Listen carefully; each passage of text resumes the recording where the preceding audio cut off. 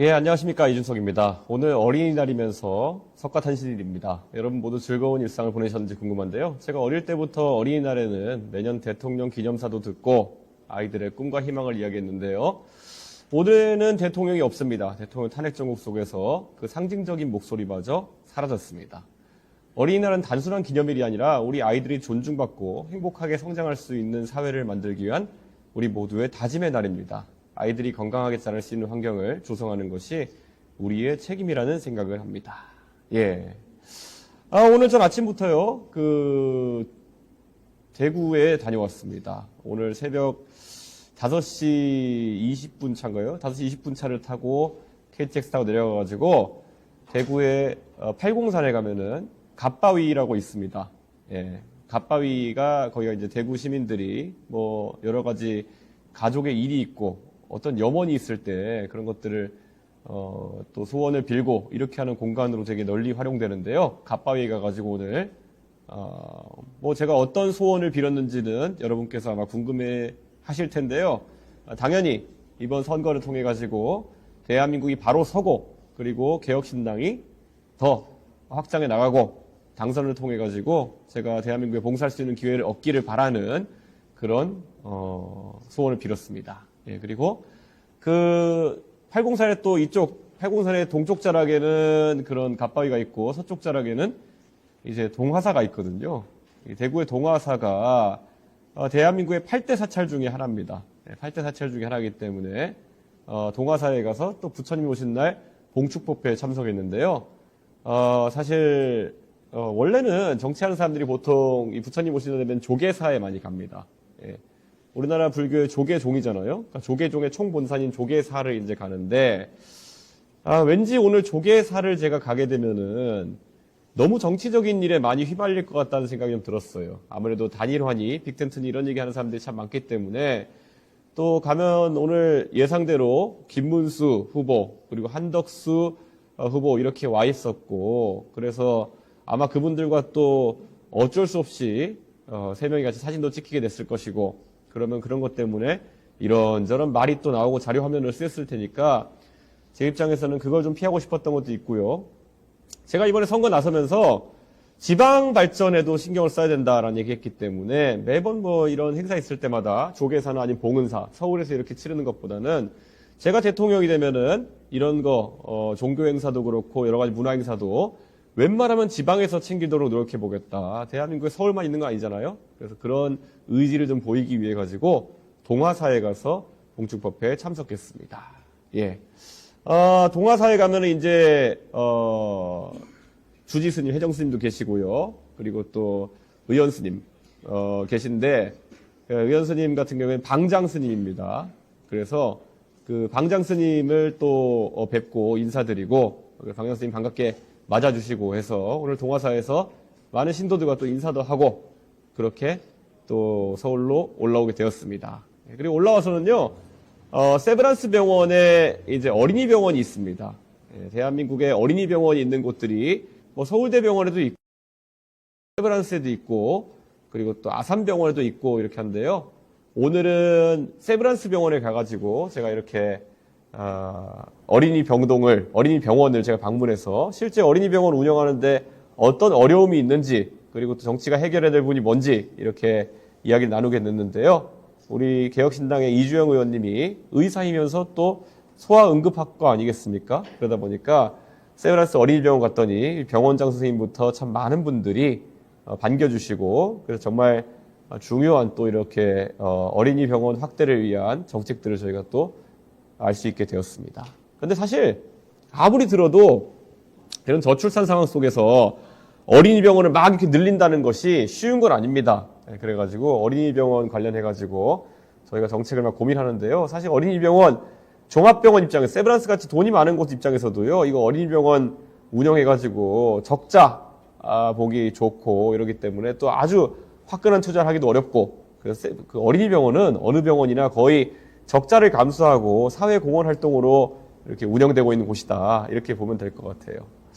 예, 그 안에서 오늘 휴일인데도 당직을 서시는 선생님들 그리고 또 간호사분들 정말 만나 뵈니까요. 우리나라 의료를 위해 가지고 계속 헌신하시고 봉사하시는 그분들을 위해서 제가 항상 응원하고 지원을 아끼지 않겠다는 말씀을 이렇게 드리겠습니다. 예, 그리고 어제는 저희가 5.18 민주묘지를 다녀왔습니다. 예. 사실 저희 그 개혁신당에서 매년 제가 국민의힘 대표했던 시절부터요. 5월에는 꼭 5월 광주를 기리기 위해서 광주 5.18 묘지에 가서 저희가 이렇게 또 이렇게 참배하는 행사를 하곤 했는데요. 작년에 이런 좀 참배를 하는 그런 모습이 많은 사람들이 관심 받았던 것이 가면 이제 천여 기의 묘가 있는데 거기에 하나하나 저희가 가가지고 이렇게 인사를 드리고 또 했던 기억이 나는데요. 그래서 그런 것들을 또 많은 분들이 또 기억하시고 이번에도 반겨주시고 했다 이렇게 말씀드릴 수 있을 것 같습니다. 그때 기억나신 분도 있겠지만은 영남에서 키운 그런 어떤 국화를 5.18 묘에다가 전부 다 저희가 하나씩 올리는 그런 기획을 했었는데요. 그때 사실 굉장히 좀 진정성을 느꼈다라는 분들이 많아가지고 저희가 그런 고단함 속에도 어느 정도 행복감을 좀 느꼈던 그런 기억이 있습니다. 예, 그리고 어제는 그래서 저희가 사실 지금까지 저희가 외부에 알리지 않고 준비해왔던 한 1000여 개의 손편지를 저희가 준비했습니다. 우리 개혁신당의 당원들이 기밀 유지해가면서 지난 한 달 가까운 시간 동안 준비해왔던 5.18 유공자들을 위한 그런 편지를 하나하나 그분들 이름까지 담겨 있어가지고 하나하나 저희가 그 묘소 옆에다가 이렇게 다 꽂아놨거든요. 그래가지고 뭐 어제 갔는데 실제 그 유가족들도 만나 뵙고 이랬는데요. 정말 고마워하시는 모습을 보면서 갈수록 우리 개혁신당이 5.18 광주 민주화운동을 기리는 방식이 그분들에게 진정성 있게 다가가고 있다 이런 생각을 하게 됐습니다. 어떤 분들은 이제 그저께 사실 한덕수 총리님이 그 민주의 문 앞에서 내리셔가지고 5.18 민주묘지를 방문하시려고 하다가 사실 좀 시민단체나 이런 것 때문에 진입에 실패하셨어요. 그렇기 때문에 그런 것들을 좀 저희가 굉장히 의식해서 이런 일정을 짠 것이 아니냐 말씀하시는 분이 있는데요. 그런데 전혀 그런 게 아닙니다. 아까 말씀드렸던 것처럼 한 달 전부터 저희가 이렇게 하기 위해 가지고 준비해왔던 것이고 5월 18일쯤 되면 선거가 거의 절정에 달했을 때이기 때문에 저희가 광주 민주화운동 기리는 일정에 작년처럼 참여하기 어려울 것 같아가지고 어떤 변수가 있을지 모르니까 미리 이렇게 5월이 되자마자 저희가 다녀오는 일정을 기획했었다 이렇게 보시면 될 것 같습니다. 사실 한덕수 총리가 그렇게 가신 걸 보고 많은 분들이 한덕수 총리에게 뭐 좀 비판적인 어조로 아니면 비난하시는 분들도 있으신 것 같은데요. 저는 한덕수 총리님이 그런 움직임을 보이시는 것 자체는 굉장히 긍정적으로 평가한다. 사실 보수 진영에 속하는 많은 사람들도 그런 움직임을 보여야 되는 것이고요. 다만 이제 최근에 계엄이나 이런 상황 때문에 광주의 일부 시민들이 한덕수 총리의 진정성을 의심하는 그런 상황 때문에 그저께 해프닝이 발생한 것 같은데요. 저는 한덕수 총리님도 꾸준히 노력하고 진정성 있는 모습을 계속 보여주시면은 그런 시민단체나 시민분들도 좀 다른 관점을 가지고 한덕수 총리의 그런 행보를 보지 않을까 그런 생각합니다. 솔직히 말하면요, 저 이준석이 원래 서진 정책인이 이렇게 한다고 했을 때도요, 광주에 계신 분들이 처음부터 그렇게 반겨주시거나 아니면 기대심을 보여주신 건 아닙니다. 근데 이렇게 꾸준하게 계속하고 매년 고심해가지고 어떤 새로운 것을 또 보여드리고 이렇게 하다 보니까 이제는 좀 그런 기대 심리가 있어가지고 저를 또 반갑게 맞아주시는 것 같다 그런 생각이 듭니다. 예. 그리고 저희가 이제 예고한 것이요, 전국을 돌면서 100여 개 직업군을 만나서 인터뷰를 했는데요. 이거 아시는 분도 있고 지금까지 어느 정도 비밀리에 저희가 작업했던 건데요. 정책 공약에 반영하기 위해 가지고 대한민국의 직업 한 100가지 정도를 저희가 직접 인터뷰해서 그에 관한 공약들을 저희가 만드는 과정을 저희가 촬영해서 공개하고 할 예정입니다. 제가 한 5주에서 6주 정도 시간을 들여가지고요. 서울에서 제주까지 전국을 순회하면서 제 사람들 만났는데요. 자영업자분들 다양하게 계시고요. 플랫폼 노동자분들도 만났고, 그래서 교사분들도 만났고, 스타트업 창업자도 있었고, 양식작 하시는 분도 저희가 만났고요. 굉장히 다양한 직업의 시민들이 참여해 주셔가지고, 각 직업군의 그런 일터 현실은 물론 또 어떻게 제도를 개선해야지 먹고 살기 좋겠느냐라는 허심탄회한 그런 의견 교환이 있었는데요. 제가 예전에 동탄에서 100개 아파트 촬영하면서 느꼈지만은, 정말 이 정치하는 사람들이 구석구석 들여다봐야 될 대한민국의 문제가 참 많구나라는 생각을 하게 되었습니다. 그래서 이런 것들을 바탕으로 굉장히 구체적인 공약들을 저희가 준비해서 선보일 수 있도록 그렇게 하겠습니다. 예, 저희 후원 사이트 항상 한 번씩 설명드리고 있는데요. 사이트 주소는 https givemoney.kr이고요. 카카오나 네이버로 간편하게 로그인 하신 다음에 계좌이체, 카드 결제, 휴대폰 결제 등으로 후원을 해주실 수 있습니다. 그러면 영수증도 자동으로 발급되고요. 펭귄 밥 줘서 더 건강하게 선거를 치를 수 있도록 도와주십시오. 예. 자, 지금 벌써 4,260명 정도 된 동시 접속자분들이 함께하고 계신데요. 더 많은 분들이 함께할 수 있도록 구독, 좋아요, 알림 설정 부탁드리겠습니다. 예, 저희 지금 유튜브 채널 벌써 77,000명 정도 이렇게 구독을 하고 계신데요. 사실 한 이틀 전부터 굉장히 구독자 수가 느는 속도가 가팔라졌습니다. 하루에 한 7,000명 정도 이렇게 구독을 해주고 계신데요. 이 속도대로 가서 선거 개시 전에 10만 명을 돌파하고 선거가 끝날 때쯤에는 3, 40만 명 이렇게 되면은 저희가 선거를 훨씬 더 편하게 치를 수 있고 저희의 정책 공약 같은 것들을 또 국민들에게 널리 알 수 있기 때문에 주변에도 구독 많이 알려주시고 또 좋아요 눌러주셔가지고 알고리즘에 많이 노출될 수 있도록 해주시면 정말 감사하겠습니다. 자, 그럼 첫 번째 코너 시작해 보겠습니다. 이슈가 된 현안들 이준석만의 시각으로 풀어보는 시간 이슈픽입니다.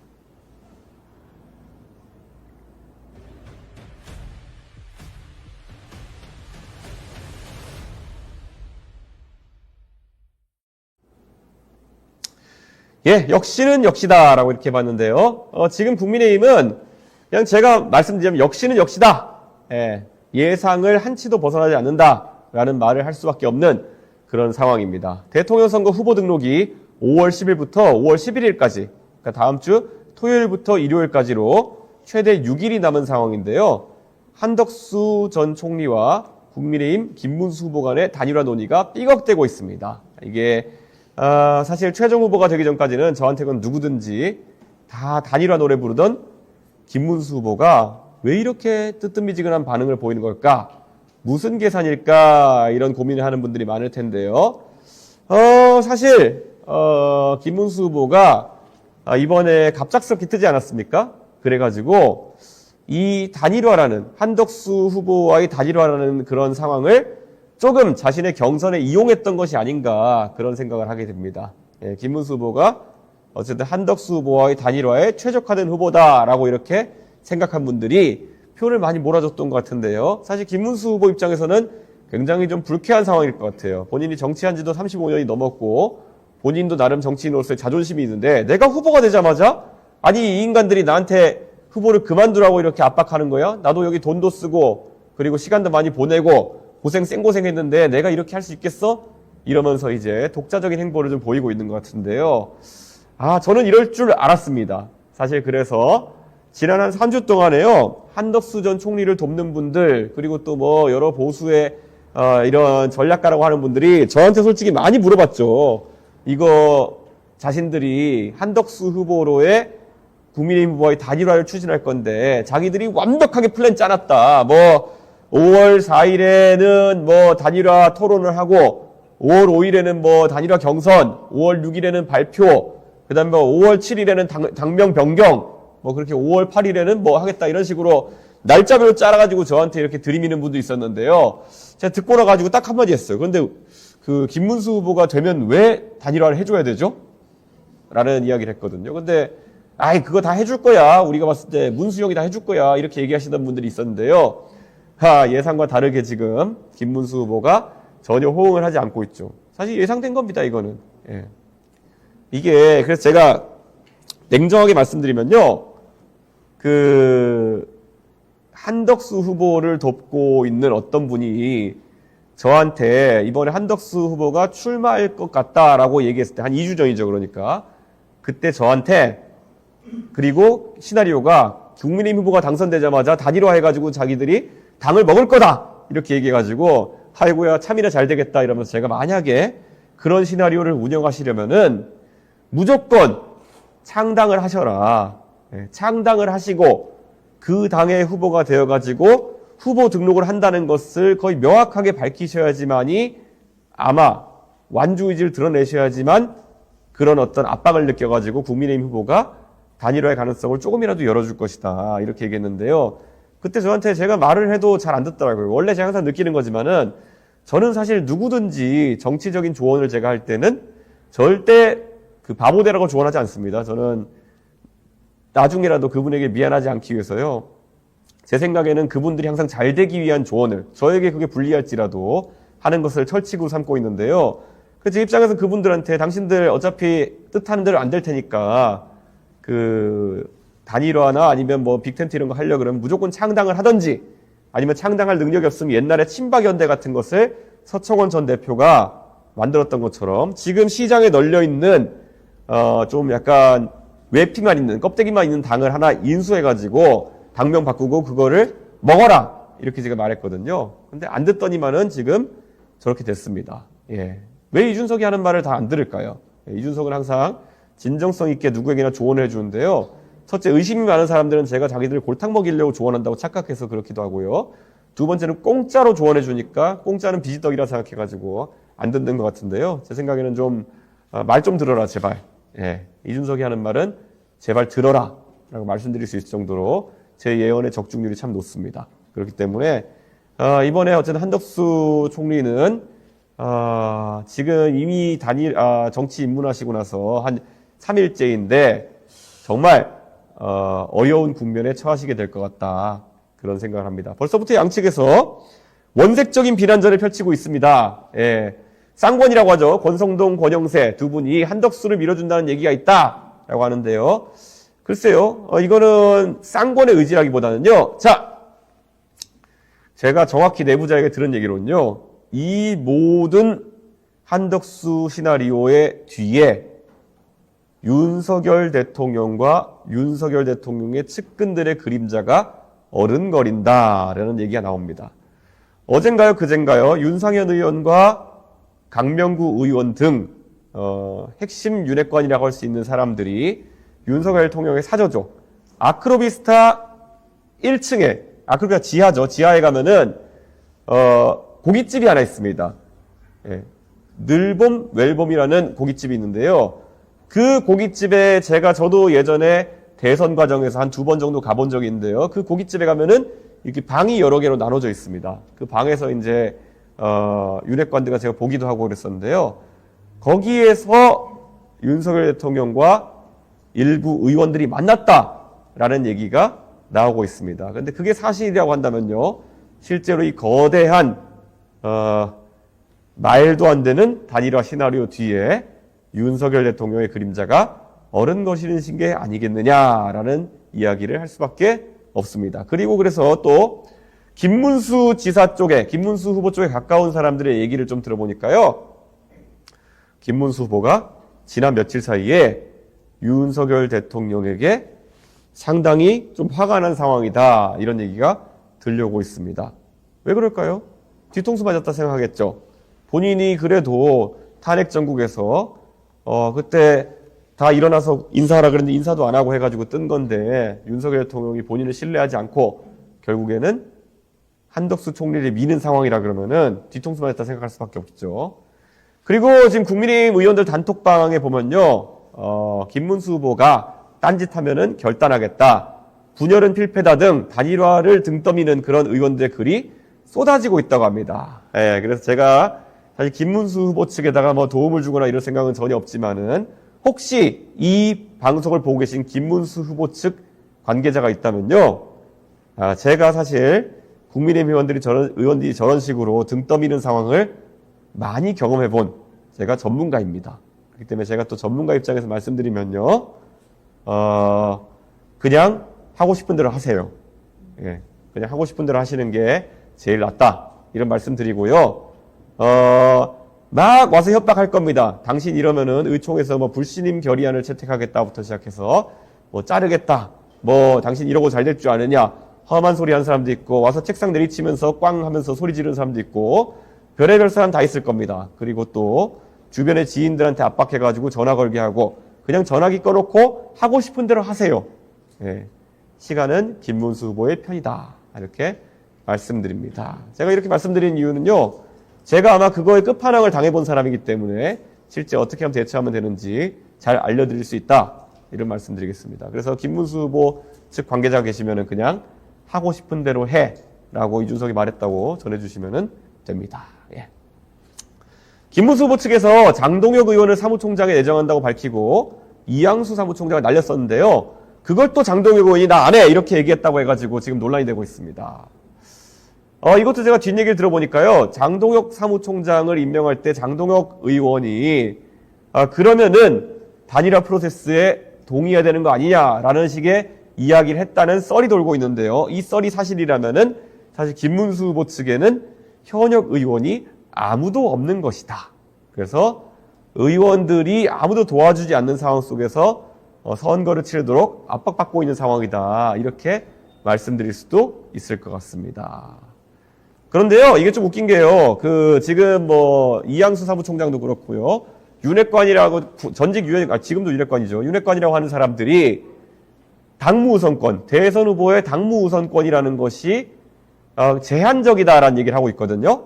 그런데 이것도 김문수 후보 캠프에서는 과거에 윤석열 대선 후보가 경선에서 뽑힌 다음에 윤핵관들이 당무 우선권에 대해 가지고 했던 말들을 찾아보시면은 그 당시에 이준석을 압박하기 위해 가지고 당무 우선권은 지고지순한 절대적인 권력이다라고 포장해 놓은 것들 자료를 찾을 수 있을 겁니다. 그렇기 때문에 윤핵관 면전에 자기들이 했던 말을 들으면 된다. 이렇게 팁을 드립니다. 예. 혹시 만약에 보고 계신 김문수 후보 측 관계자 계시면은 www.givemoney.kr로 컨설팅 비용을 입금해 주시면은 저희가 열심히 선거에 보태 쓰도록 하겠습니다. 성의를 많이 보여주시면 제가 앞으로 김문수 후보의 그런 단일화 압박 대응에 대해 가지고 제가 진정성 있는 시의적절한 그리고 아주 수준 높은 조언을 계속 이렇게 공개적으로 방송을 통해서 드릴 수 있도록 하겠습니다. 이것에 대해 가지고는 저를 뛰어넘는 전문가가 없다고 확언해 드리겠습니다. 이걸 경험해보고 실제로 뚫어낸 사람이 이준석이기 때문에 다른 사람 말은 들을 필요가 없다. 이렇게 말씀드립니다. 예. 자, 어쨌든 한덕수 전 총리님이요. 저한테도 그저께 전화가 오셨습니다. 그래서 제가 마침 MBN 방송을 찍고 있었는데 제가 따릉이를 빌리고 있었는데 갑자기 한덕수 전 총리님이 전화하셔가지고 어차피 원래 한덕수 전 총리님과 저는 계엄 이전에는 가끔 통화도 하고 한덕수 전 총리님이 밥도 사주시고 이러던 사이였기 때문에 제가 전화를 꺼리거나 지금도 한덕수 총리님을 만나는 걸 꺼리거나 이럴 생각은 별로 없습니다. 근데 어쨌든 한덕수 전 총리님이 그다지 전화를 통해서 별다른 얘기는 안 주셨어요. 그래서 제가 별다른 대화를 나누진 않았다 이렇게 말씀드리겠습니다. 제가 오늘 아침 라디오 김태현의 정치쇼에서 한덕수 전 총리님 뒤에 윤석열 대통령의 그림자가 아른거린다라고 했는데요. 저는 이런 얘기할 때는 거의 정확한 정보를 가지고 말하고 있다 이렇게 보시면 될 것 같습니다. 그래서 한덕수 전 총리님이 앞으로 나아가는 것도 뒤로 물러나는 것도 본인만의 의지로 하시기는 좀 어려울 것이다 이렇게 말씀을 드립니다. 그래서 지금 희한하게 김문수 후보가 후보로 선출된 그런 국민의힘 그리고 당무 우선권을 바탕으로 해서 밀어붙이려는 세력과 그리고 윤핵관 그리고 또 어떻게든 당에 대한 그립을 놓지 않으려는 이미 끈떨어진 윤석열 전 대통령의 이런 갈등 구도가 앞으로 며칠간 지속될 것 같다. 이런 생각입니다. 예. 사실 오늘 저는 굉장히 당황스러웠던 게요. 오늘 한강 시민공원에서 개를 산책시키는 한 사람의 중년 남성이 발견되었습니다. 바로 윤석열 전 대통령인데요. 강아지를 끌고 나타나가지고 동작대교 인근에 그 한강 시민공원에서 산책을 즐기다가 그리고 또 이렇게 앉아 있는 모습이 사진에 찍혔습니다. 물론 아직까지 탄핵은 당했지만은 형사처벌까지는 되지 않은 상황이기 때문에 경호원은 데리고 이렇게 산책을 다니는데요. 드디어 윤석열 대통령이 시민들과의 접촉을 늘리면서 테스트해보고 있는 것 같습니다. 밖에 다녀도 되는지 안 다녀도 되는지. 근데 웬만하면 다니지 않기를 제가 권장하는 것이 지금 윤석열 대통령 때문에 몇천억, 5천억 가까이 드는 지금 대한민국 대선도 치러야 되는 것이고 많은 국민들이 지금 열받아 있는데 괜히 돌아다녀가지고 좋은 이야기 들을 거 없다. 그런 생각입니다. 자, 진짜 이 강아지가 진짜 진짜 뭐라고 해야 될지 모르겠네요. 예. 자, 그리고 김문수 후보가 단일화가 되면 이준석에게 유리하냐, 아니면 한덕수 총리가 되면은 이준석에게 유리하냐 묻는 분들이 많은데요. 저는 솔직히 신경 안 씁니다. 어차피 두 분 다 제가 봤을 때는 한 분은 솔직히 김문수 후보는 너무 뉴라이트적인 어떤 사관이나 아니면 또 이런 쪽으로 전향을 하셔가지고 제가 좀 글쎄요, 좀 보수 진영에 있어가지고 너무 오른쪽으로 하신 후보가 되는 것이 아니냐 이런 생각을 하고요. 한덕수 총리님은 정치를 하신 지 얼마 안 돼가지고 앞으로 엄청나게 많은 지뢰밭을 밟고 오실 것 같다. 그래가지고 저는 두 분 다 좀 이번 판에 빠지셨으면 좋겠다. 그런 생각입니다. 자, 지금 동시접촉자 6,568명과 함께하고 있는데 오늘 처음으로 강남 선거 사무실에서 저희가 라이브를 진행하고 있습니다. 예. 혹시 구독, 좋아요 안 해주신 분은요. 구독과 좋아요, 알림 설정 눌러주시면요.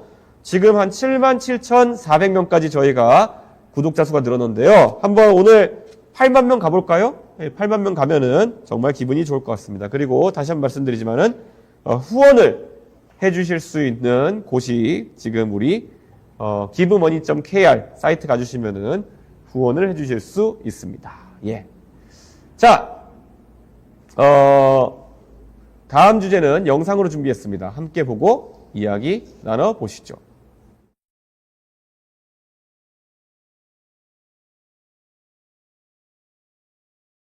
어떤 타이밍이 제일 중요하죠. 타이밍이 중요하죠. 왜냐하면은 잘못하다가 되치기 당할 수 있거든요.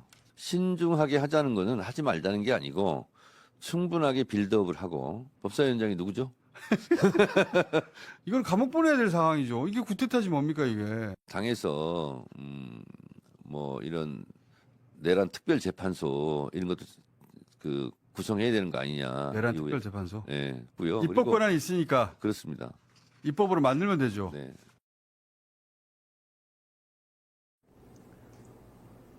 예, 뭐 내란 특별재판소부터 시작해서 별의별 얘기를 다 하고 있습니다. 이 사람들이 지금 입법 쿠데타를 하려는 게 아니라면은 이런 걸 논의할 수가 없는데 요즘 들어서 그냥 민주당과 그 주변의 사람들도 아무 말 대잔치에 들어간 것 같다 이런 생각입니다. 사실 입법부, 사법부 이렇게 행정부 우리가 삼권 분립을 정립한 것은요 각자 견제하라는 건데 이게 지금 특별재판소 같은 거는 입법부가 사법부를 무력화하는 그런 자신들의 재판소를 만들겠다는 건데요. 원래 이 삼권 분립을 침해해서 두 개의 권력을 독점하려고 하는 시도가 있을 때마다 전 세계적으로 독재자가 태동했습니다. 히틀러 같은 경우에도 총통제를 통해 가지고 사실상 삼권 분립을 무력화시키면서 독일이 거의 엄청난 전체주의적인 국가로 그때 발돋움했던 것이거든요. 그래서 저는 이건 굉장히 위험한 얘기다. 그래서 민주당이 법 위에 서겠다고 하는 건데요. 조희대 대법원장 탄핵 그리고 10명의 대법관을 탄핵하겠다 이렇게 나오는 얘기는 저는 민주당이 진짜 1. 정신 나갔다. 2. 진짜 이재명 대표의 죄목이 너무 심각해가지고 도저히 사법 리스크를 벗어날 수 없다. 이런 생각을 하고 있는 것 같습니다. 그래서 정청래 법사위원장 말을 들어보면요. 일단 타이밍을 보면서 실제 이런 행동을 하려고 하는 것 같은데요. 지금 15일로 잡힌 파기환송 공판기일을 취소하라고 하고 아니면 탄핵하겠다고 윽박지르고 있는데요. 뭐 이런 사람들이 있습니까, 솔직히. 어떤 범죄자가 재판받으면서 어떤 혐의자가 재판받으면서 자신의 공판기일을 취소하라고 협박하고 아니면 탄핵하겠다고 이런 식으로 윽박지릅니까? 이거는 저는 대한민국의 사법체계의 존립을 위해서라도 이런 말 하는 사람들을 우선 잡아넣어야 되는 거 아닌가 그런 생각하고 있습니다. 이 탄핵 협박을 해대는 사람들 자체가 사법체계를 무력화시키겠다는 이런 국헌을 문란하게 하는 그런 사람들이기 때문에 이런 사람들이 꼭 처벌받았으면 좋겠다 이런 생각을 하고 있습니다. 그리고 민주당에서 이재명 후보의 공판기일을 취소하라는 것을 덧붙여서 무슨 뭐 6만 개 페이지를 읽었다느니 하는 로그 기록을 요구하고 있는데요. 이것도 참 황당한 얘기입니다. 왜 그들이 로그 기록 같은 걸 요구하면 보여줘야 되는 겁니까? 예. 대한민국에 그런 권리가 있습니까? 예. 아니, 예를 들어서, 우리가, 국회의원들도요, 법안 표결할 때 보면요, 그저께도 제가 이제 본회의 가서 법안 갈 때 보면 우리 찬성, 반대, 기권 이거 누르거든요? 그런데 그때 대한민국의 국회의원 중에서 법률안을 하나하나 다 읽어보고 찬성, 반대, 기권 누르는 사람은 없다고 확신합니다. 이 40, 50개 법안을 처리하는데 어떻게 법률안 다 읽어보고 하겠습니까? 그것에 대해 가지고 논의가 필요한 부분만 짚어가지고 논의하고 나머지는 여야 간의 합의로 처리하는 것이 관례가 되었기 때문에 그렇게 진행할 수 있는 거고 그 틀 안에서 니네가 법률안 다 읽고 투표했니? 이렇게 얘기하는 건 의미가 없는 거거든요. 마찬가지로 지금 이 재판에 있어서 대법원 같은 경우에는 사실심이 아니라 법률심입니다. 실제로 어떤 사실관계에 대해 가지고 법률 적용을 어떻게 했는지 살펴보고 법리 적용을 어떻게 했는지 살펴보고 그것에 문제가 있으면 바로잡는 것이 대법원인 겁니다. 그렇기 때문에 2심에서 논점으로 만들어 놓은 것들을 대법원에서 재검토해 가지고 거기에 문제가 있었다 판단했기 때문에 다시 파기환송한 겁니다. 이 절차에는 문제가 없다고 법률가들이 입을 다퉈서 얘기하고 있고요. 과거에 민주당 인사들도 뭐 몇십만 쪽의 기록 읽는 거 문제 아니다는 식으로 얘기한 적이 있거든요. 그러니까 제발 그런 거 다 파묘돼가지고 또 고생하기 전에 이런 이상한 얘기 안 했으면 좋겠다. 그런 생각입니다. 사실 또 대법원장과 자신들의 뜻에 맞지 않는 판단을 한 12명의 법관 중 10명의 법관을 다 탄핵해버리겠다는 거는 정말 이거는 대한민국의 사법체계 마비시키겠다는 거거든요. 아니 솔직히 말하면은 지금 대법원에 당신들만 있습니까? 대법원에 이재명이라는 지금 범죄 혐의자만 올라가는 거 아니라고요. 대한민국의 대법원이 얼마나 많은 민생 사범들에 대한 범죄에 대한 재판도 담당하고 있으며 대한민국의 대법원에서 빠른 판단을 통해 가지고 판결을 확정지어 가지고 해결해야 되는 문제가 한둘이 아닌데 이거를 자기들 수계 하나 지금 방어하겠다고 무력화시키겠다는 거는 진짜 첫째로 멍청하면서 두 번째로 대한민국의 사법체계 마비시키겠다는 거예요. 제가 예전에 한 말 있잖아요. 그 솔로몬의 우화만 봐도 자기들이 진짜 기분 나쁘다고 해가지고 자기들이 친모라고 주장하면서 아이를 반으로 갈라도 된다라고 하는 거는 그건 친모가 아니에요. 지금 자기들이 대한민국의 주도 세력이 되겠다고 하면서 대한민국 사법체계를 마비시키는 선택을 하겠다고 이렇게 얘기하는 거는요. 이 사람들은 말 그대로 그냥 대한민국을 망가뜨리려는 세력이지 절대 대한민국을 책임질 수 있는 세력이 아니라는 겁니다. 제발 민주당 정신 차리고요. 좀 부끄러운 줄 아셨으면 좋겠습니다. 제가 노무현 대통령 계속 얘기하는 게 뭐냐면요. 노무현 대통령은요. 이런 일이 있으면은 가서 검찰들 얼마나 똑똑한 사람들입니까? 노무현 대통령 당신께서도 사법고시 통과하고 똑똑한 분이지만은 그 일선 검사들 다 불러다가 젊은 사람들 쟁쟁한 사람 불러다가 아니 그럼 한번 토론해 봅시다 하고 이렇게 얘기하는 거지. 어떻게 그 여당의 인원을 동원해가지고 뭐 법률을 바꿔버리고 파면한다, 탄핵한다 이렇게 협박하는 겁니까? 노무현 대통령이 그렇게 가르쳤습니까? 잘 보세요. 노무현 대통령 문제가 있으면은 계급장 떼고 가가지고 토론하자 이렇게 말씀하십니다. 그래가지고 어려운 점을 겪기도 하셨지만요. 그게 노무현 스타일인 겁니다. 정면 돌파, 원리 원칙대로. 누가 이렇게 자신에게 주어진 쥐꼬리만한 입법 권한을 이용해가지고 사법부를 마비시키라고 그렇게 했습니까?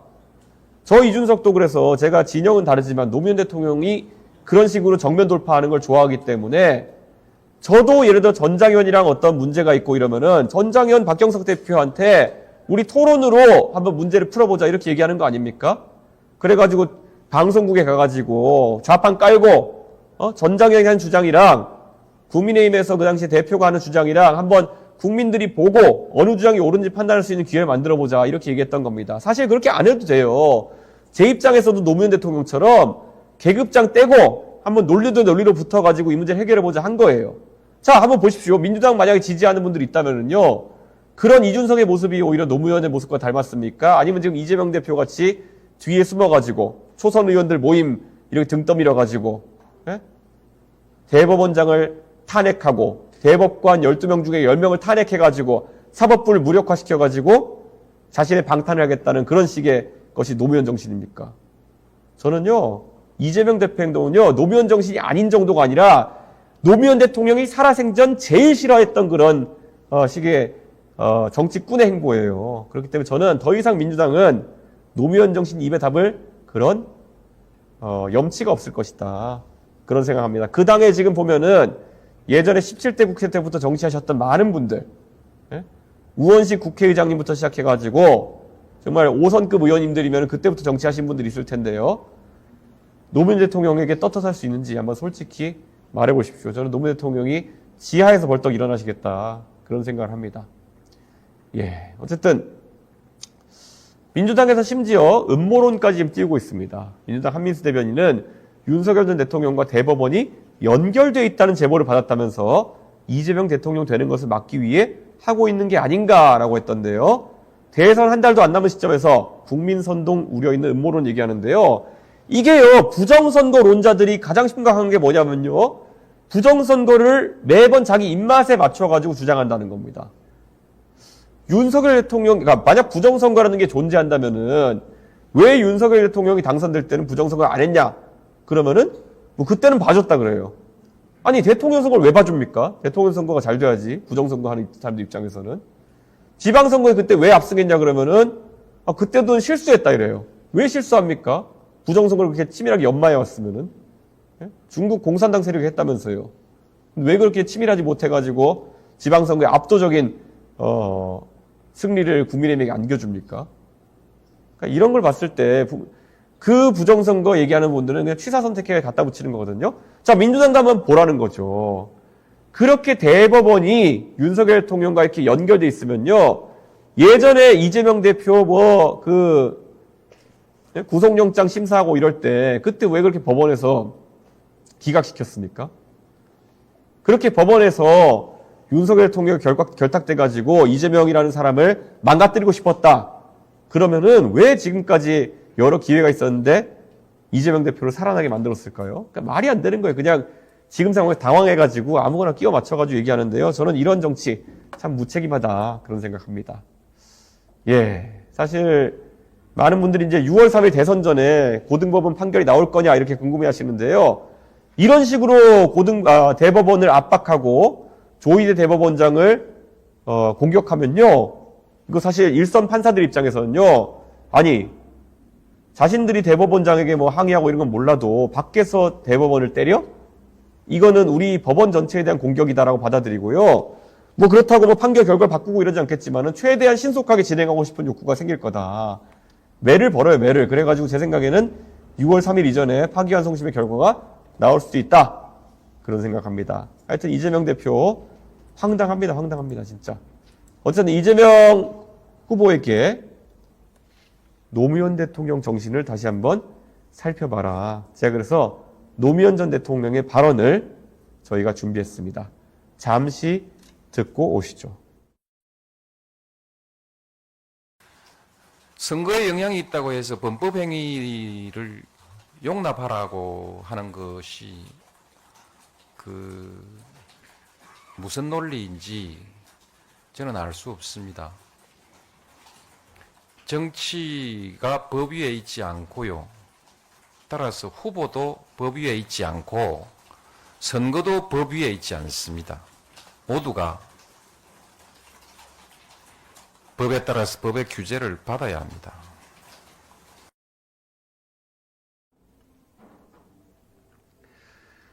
예, 2007년 9월 노무현 전 대통령의 발언인데요. 정치가 법 위에 있지 않고 후보도 법 위에 있지 않고 선거도 법 위에 있지 않다. 이재명 후보와 민주당이 새겨들어야 할 말일 텐데 요즘 친명계에서는 이재명 후보를 노무현, 김대중 두 분의 전 대통령 그리고 심지어 김구 선생에까지 비유하고 있어가지고 아니 자기 잘못으로 재판받는 그것도 재판 한두 개가 아니라 지금 별이 한 10개까지 가기 위해서 재판받고 있는 이재명 후보가 뭐 독립투사라도 된다는 말인지 진짜 이거는 민주당의 이 차은 후보다 이재명 그리고 코딱지 파주고 이런 거 시작해가지고 어디까지 이재명을 향한 아부가 이어질지 한번 지켜보겠습니다. 예, 지금 저희가 한 7,000명의 시청자분들과 함께하고 있는데요. 구독, 좋아요, 알림 설정 부탁드립니다. 정말 많은 분들과 함께해서 저희가 저희의 생각을 더 널리 알릴 수 있도록 구독, 좋아요, 알림 설정 부탁드리고요. 또 지금 5만 원짜리 이렇게 후원해 주신 분들이 이렇게 또 들어오고 있습니다. 감사합니다. 아직까지 후원을 또 고민하시는 분 있다면은 www.givemoney.kr 가시면은 펭귄 밥주기 사이트에서 후원을 해 주실 수가 있습니다. 여러분이 후원해 주신 후원금으로 깨끗한 돈으로 깨끗한 정치에서 보답할 수 있도록 하겠습니다. 예, 다음 이슈픽은 이 얘기 좀 해보려고 하는데요. 안오홍 정책 모두 분석했습니다. 이렇게 얘기하는데요. 단일화라는 것이 이런 정치공학적 단일화만 말할 거 아니라 다른 후보에게서도 좋은 정책과 국가 운영의 방향성이 맞다면 같이 논의하고 좀 정책의 뜻을 함께하는 것부터가 먼저라고 생각하는데요. 저희는 대선 레이스에서 내려오신 안철수 의원, 오세훈 시장, 홍준표 전 시장의 정책을 분석해서 이런 것 중에 저희랑 생각이 비슷한 것 아니면 저희도 미처 생각하지 못했던 부분은 수용하고 또 이렇게 해서 공약을 더 강화하는 준비를 하고 있습니다. 예. 실제로 많은 공약들이 저희와 호환되는 것으로 파악되었고요. 저희가 그런 부분을 포함해가지고 또 소개할 수 있도록 하겠습니다. 그리고 오늘 보니까요, 홍준표 시장님이 인생 3막 부상을 위해서 미국에 다녀오시겠다고 얘기했습니다. 그리고 당을 떠난 것은 자신이 당을 버린 게 아니라 당이 자신을 버렸기 때문에 당에서 나올 수밖에 없었다라는 말을 남기셨던데요. 사실 홍준표 시장님 당을 옮기지 않으면서 한 당에서 그래도 그 당을 바꿔보기 위해서 노력해 오셨던 분인데요. 이렇게까지 말씀하시는 거 보니까 굉장히 상처가 크셨던 것 같습니다. 안타까운 마음이 좀 들기도 하고요. 제가 사실 문자만 드리고 이렇게 너무 상심하신 것 같아가지고 홍준표 시장님한테 아직 전화를 못 드리고 있는데 미국 가시기 전에 제가 이렇게 또 한번 말씀을 드릴 수 있는 기회가 있었으면 좋겠다.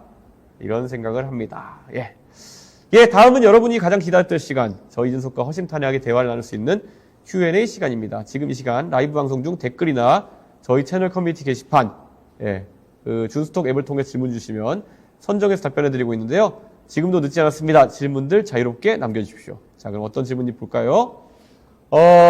자, 차별금지법에 대한 이준석 후보님의 입장이 궁금해요. 이렇게 되어 있는데요.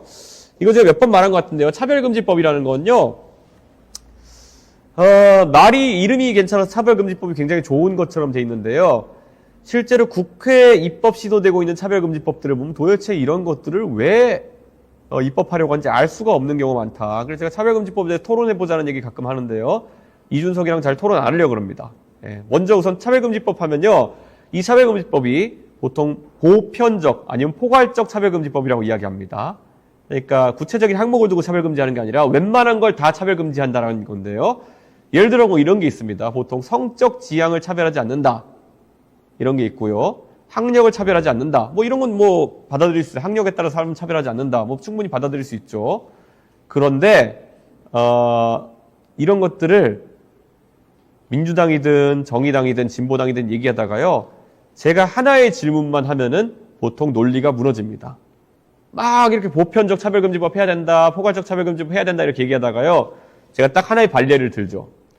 그러면 혹시 범법자, 전과자에 대한 차별도 금지해야 됩니까? 라고 하면은 당연하죠. 보편적 차별금지법이니까 그렇게 해야 된다고 얘기하겠죠. 자, 그러면은 앞으로 민주당에서는 성폭력 범죄자가 만약에 형을 다 살고 와가지고 민주당에 공천 신청하면은 차별하지 않을 자신이 있습니까? 라고 물어보면은 민주당 사람들이 헉, 그건 아닌데 이러면서 당황하게 됩니다. 그래서 그 다음에 뭐라 그러냐면은 보편적 아니면 포괄적 차별금지법이 아니라 자기들이 그런 것들은 예외 조항으로 두겠다는 거예요. 아니 그러면 그건 포괄적 차별금지법이 아니죠. 예외 조항을 그렇게 하나씩 두기 시작하면요. 그렇기 때문에 차별금지법 얘기하기 시작하면은 그냥 형식 논리에서 바로 깨질 수밖에 없다. 그런 말씀을 드립니다. 최저임금 차별화 관련해서 제가 지난번에도 한번 말씀드렸는데요. 저임금 지역에서 고임금을 찾아서 대도시로 이동하지 않을까라는 생각이 드는데 어떻게 생각하십니까? 이렇게 말씀하시는데요. 저임금 지역에서 고임금을 찾아서 대도시로 이동한다는 것이 이게 말처럼 쉬운 일이 아닙니다. 우리가 최저임금이 예를 들어서 대구가 뭐 편의점 이 최저임금이 지금 10,000원이다. 그런데 서울 강남에 가면은 13,000원짜리 편의점 그 알바도 있습니다. 그러면은 지금 이미 그 정도 3,000원 차이가 나는데 서울에서 편의점 아르바이트를 하기 위해 가지고 올라오시는 분은 사실 아직까지 보지 못했거든요. 왜 그럴까요? 자, 예를 들어 지금 10,000원 정도 되면 한 200만 원 좀 넘게 이렇게 수령하시는 분들이 많을 텐데요. 실수령액으로. 자, 그러면은 이게 30%가 270만 원이 된다고 했을 때 서울의 물가나 이런 것을 고민했을 때요. 실제 주거비용에서부터 그 정도 차이가 날 수가 있습니다. 그렇기 때문에 저임금에서 고임금으로 이동한다는 것 자체가 거의 불가능하고요.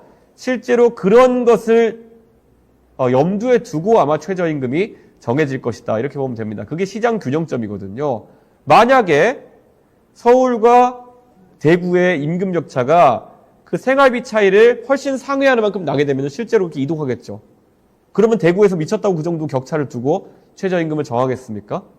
그렇기 때문에 실제로 이것마저도 시장에서 결정되는 부분이 있다. 그렇기 때문에 지금 너무 사고 실험으로 그렇게 되면 뭐 인구가 대도시로 이동해 버리는 거 아니냐 이렇게 말씀하시는 분들이 있는데요. 그거는 임금의 문제가 아닙니다. 일자리가 없어서 서울로 이동하시는 분들이 많이 생기는 것이지 임금 격차가 이번에 최저임금 차별화하는 것 때문에 발생하지는 않는다. 이렇게 말씀드리는 거죠. 하지만 예를 들면요. IT 업종이나 일부 업종에서는 제가 알기로는 프로그래머의 초임을 비교해 봤을 때 대구에서 초임받는 것과 판교에서 초임받는 것이 다른 경우가 있습니다. 그래서 실제 그 격차가 한 2천만 원씩 나는 경우가 있어요. 그랬을 때는 당연히 서울로 올라오는 그런 사람들이 꽤 있겠죠. 근데 그건 다시 한번 생각해 보시면은 그건 최저임금에 대한 문제가 아닌 겁니다. 예, 최저임금에 적용받는 직군이 아니라는 거죠. 그렇기 때문에 그 최저임금에 대한 부분을 저희가 좀 따로 생각해야 된다. 이런 말씀을 드립니다. 예. 자, 이번 리쇼어링의 공약 관련해서 말씀해 주신 신설된 비자로 외국인들이 입국했을 때 현재 관광비자로 입국 후 잠적하는 사례처럼 불법 체류자 발생에 대한 대안도 생각해 놓으신 게 있으실까요? 이렇게 말씀하셨는데요. 이 질문 안에 다 있는 것 같습니다. 관광비자로 입국하는 것이 리쇼어링 비자로 입국하는 것보다 훨씬 쉽습니다. 그 말인즉슨 뭐냐면은 리쇼어링 비자로 입국해가지고 속된 말로 도망갈 확률보다는 관광비자로 그렇게 들어오는 게 낫죠. 그분들 같은 경우에는. 그렇기 때문에 이거는 그 수가 변하진 않을 것이다. 이런 말씀을 드립니다. 그래서 리쇼어링 비자가 특별하게 불법 체류자 발생을 더 늘리진 않을 것이다. 이렇게 말씀을 드립니다. 자, 개혁신당은 현재 원내 주석밖에 되지 않는데 이 당을 계속 키워나가실 생각입니까? 지금 현재 원내 3석이죠. 근데 제가 대통령이 되면은 2석으로 바뀌는 건 맞습니다. 그리고 제가 대통령이 되면요, 정계 개편이 바로 일어날 겁니다. 그렇기 때문에 굉장히 뭐 그거는 민주당에서도 국민의힘에서도 합리적인 인물들은 당을 같이 하자고 올 것이기 때문에 크게 걱정하지 않아도 된다. 이렇게 말씀하실 거고요.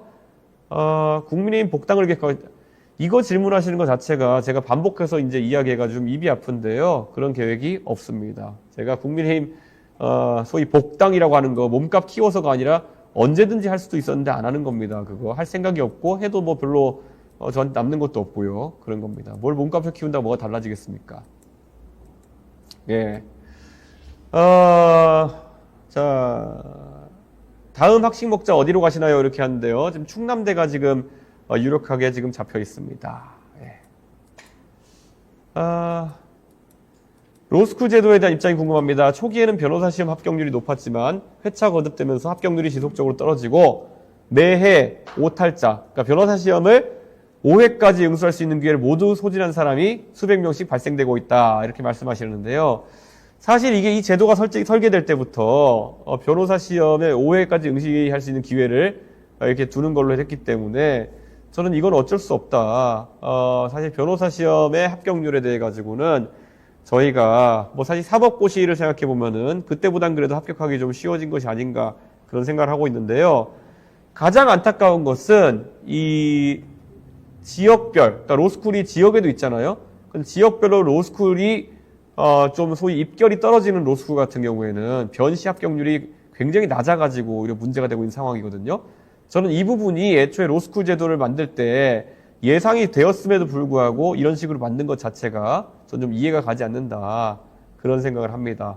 예. 이 변시에 대해 가지고 저는 물론 5번 이제 떨어지신 분들 같은 경우에는 변호사 자격증이 받기가 어려워지고 이제 다른 그냥 취업을 하셔야 되는 상황으로 몰리게 되는 것이긴 하지만은 그렇다고 해서 변호사 인력의 시험 합격률을 지금 늘려버리면은 아마 변호사 직군 자체가 무너질 가능성이 있다. 그런 생각을 하게 됩니다. 변호사 그래서 로스쿨 입시 정원 자체를 좀 줄여야 되는 것이 아니냐 그런 생각이에요. 저는 솔직히 말하면요. 대한민국의 이 로스쿨 제도나 이런 것들 아니면은 메디칼 스쿨 같은 것도 예전에 있었을 때 굉장히 무책임한 제도였다. 그런 생각을 합니다. 왜냐하면 이 전문대학원 제도를 두면서요. 사실 학사 교육 자체가 약간 형해화된 측면도 있고요. 다들 나중에 그 로스쿨이나 아니면 그 메디칼 스쿨 가기 위한 그 전문대학원 시험을 준비하는 식으로 학사 시절을 보낸 사람도 굉장히 많고요. 그래서 저는 사실 이런 로스쿨과 메디칼 스쿨 제도가 뭐 미국에서처럼 좀 뭐 작자의 전문성을 가지고 이런 전문대학원에 가는 제도를 설계했다고 한다면 한국에서는 그렇게 되지 않은 것 같습니다. 제 친구들 중에서 보면 막 무슨 뭐 어디 교육과 뭐 수학 교육과 이렇게 나와가지고 수학 교육엔 관심 없고 이렇게 메디칼 스쿨 가려고 계속 시간 끌었던 이런 친구들도 있거든요. 저는 뭐 그 친구들의 선택이고 다 존중하지만은 사실 그 학교를 로스쿨과 메디칼 스쿨 준비 프로세스처럼 만들어버린 거 그건 굉장히 문제가 있다 이런 생각을 합니다. 하버드 학식은 어떤가요? 아, 이거 되게 재밌는 질문인데요. 그 여러분이 그 하버드 대학교에 만약에 방문하시게 되면요. 그 메모리얼 처치라고 그 하버드 대학교의 큰 그런 교회라고 해야 될까요? 그런 건물이 있습니다. 그리고 저쪽에 가면은 이제 메모리얼 홀이라고 있습니다. 메모리얼 홀이라고 있는데 거기가 가면은 여러분 그 정의란 무엇인가 수업 있잖아요. 그 마이클 샌델이 하는 정의란 무엇인가 수업을 하는 강의실이 거기입니다. 그 샌더스 시어터라고 하는 곳인데요. 그 샌더스 시어터라는 곳에 밑에 보면은 옆에 보면은 에넨버그 홀이라고 있습니다. 에넨버그 홀이라는 곳인데 거기가 그 1학년 식당입니다. 그 1학년 식당을 가보면 재미있는 게 뭐냐면요.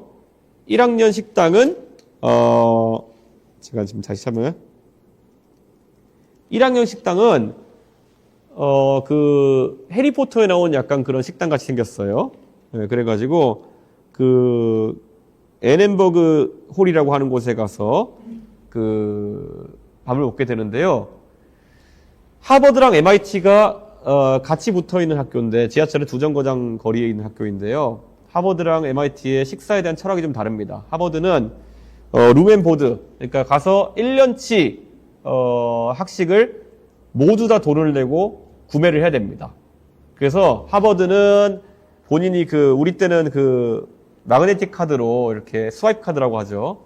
그걸로 긁으면은, 하버드 학생증을 긁으면은 그 하버드에 있는 그 1학년 식당, 에넨버그 홀이나 아니면은 기숙사마다 식당이 있습니다. 기숙사 식당 어딜 가서든 이걸 긁으면은 저희가 먹고 싶은 것을 무엇이든지 먹을 수 있는 그런 형태로 구현이 돼 있었어요. 그래가지고 굉장히 뭐 맛있는 게 많았다 이렇게 말씀드리고요.